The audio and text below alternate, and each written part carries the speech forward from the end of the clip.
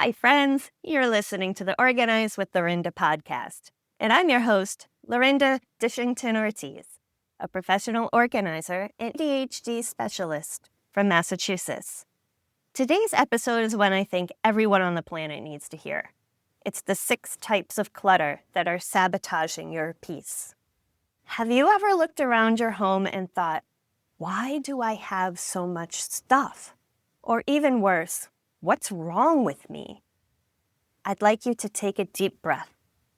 We're going to unpack what clutter really is, what it might be telling you, and how to move forward with grace and a hefty dose of self-compassion. So let's dive in. The first kind of clutter is household clutter. These are your everyday items that pile up when organizing systems are missing or not working for you. Clutter has this uncanny ability of multiplying all on its own. I wish money did the same, but alas, clutter seems to be the only thing in my world with this superpower. Some examples are that pile of shoes by the door, keys, chargers, or mail that are covering every surface, or toys and laundry that are always lying around. It's because this stuff doesn't have a clear space, or the space it has isn't functioning properly. If clutter keeps showing up in the same place over and over again, it's not you, it's the system. Rethink the flow of your space so that everything has a landing zone. If something's always out of place, let's fix the system and not blame the person. Number 2 is information clutter. Raise your hand if you've got piles of unopened mail or 14 sticky notes on your fridge. This one sneaks in quietly but causes a great deal of stress. It's the paperwork that piles up. It's the overflowing email inboxes. And it's the digital files or even paper files that you can't find when you really need them. So here's my tip. Keep it simple. You don't need color-coded folders and filing cabinets and perfect routines. Just create something functional for you. Get a bin, even just an empty old Amazon box, and make that be your mail inbox folder. So when you come home and after checking the mail, you just drop your mail in there and make a habit of once a week going through it and taking care of what's in there. And you can also do the same with your email inbox. You can, set a reminder on your calendar. So every Saturday at 9 in the morning, you spend 20 minutes going through your inbox. These little snippets of time make such a huge difference. And remember, progress matters more than perfection, so forgive yourself. The third clutter is the just-in-case clutter. It's the what if. What if I need these things someday? It's the extra cables for devices you no longer own. It's all those jars without the lids that you're saving just in case. It's clothes that you don't like or wear anymore. And it's a bunch of batteries in that drawer that you're not sure if they're still good or not. I get it. Being prepared is smart. I have a box of non-perishable food and toilet paper in my basement, just in case of the zombie apocalypse. But if you're storing things you don't actually use out of fear or anxiety, then that's worth a gentle pause. And ask yourself, are these items helping me feel secure, or are they adding to my overwhelm?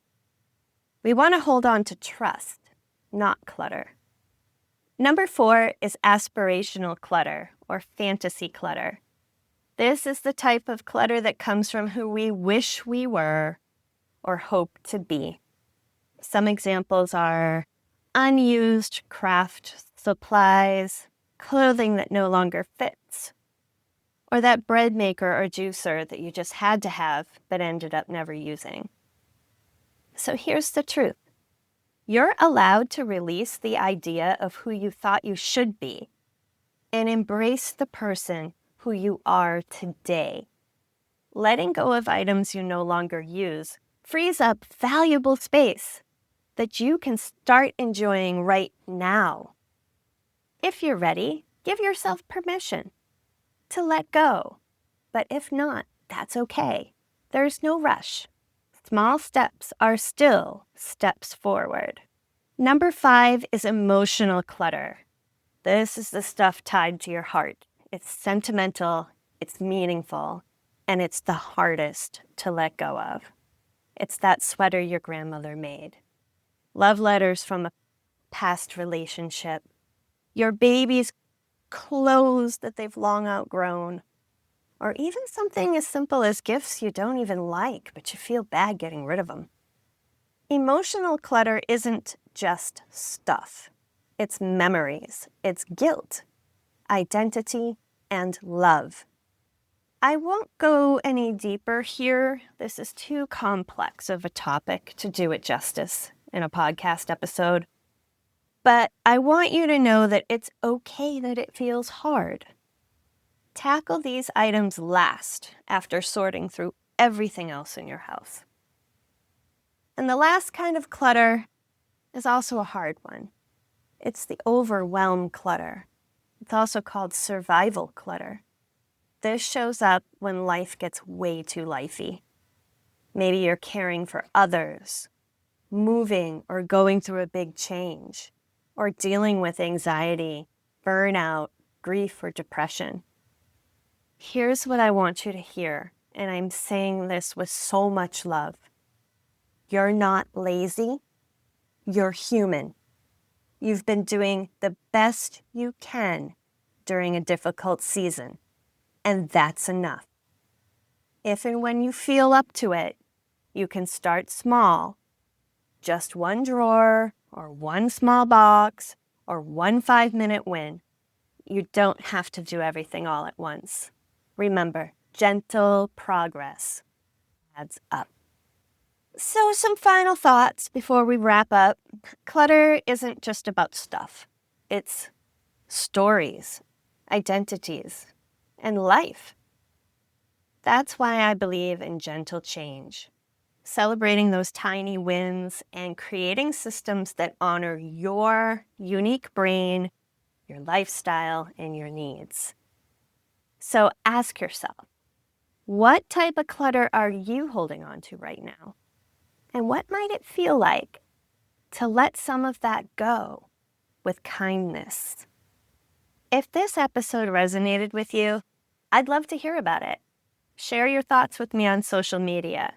I'm Organized with Lorinda on Facebook, Instagram, and YouTube. Or you can visit my website at organizedwithlorinda.com. Whether you're starting from scratch or stuck in the messy middle, I'd be honored to support you on your journey to making space for what truly matters. And if this episode helped you feel seen, please consider liking and subscribing, sharing with a friend, or leaving a review. It helps others find a little more peace in their own space as well. Until next time, remember, you are not your clutter. You are worthy of a space that feels peaceful to you, and you deserve it. Wishing you peace and love.